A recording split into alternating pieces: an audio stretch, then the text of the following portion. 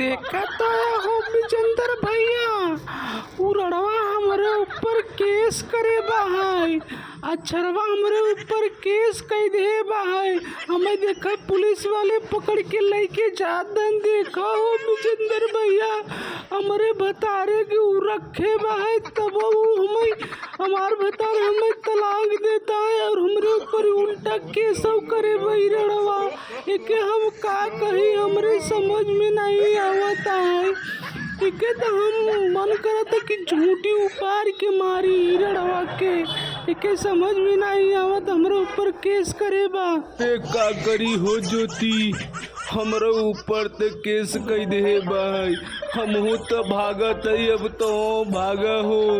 देखा तो हमहू को पुलिस वाले पीछे से गाड़ी पे डंडा मारत दन। देख ल तो तोरे पीछे बोले है, यही से हमारे ऊपर केस करे बा। अब तो जनता ही फैसला करे। चैनल के सब्सक्राइब कर दे हो तू लोग। अब तो हमें पुलिस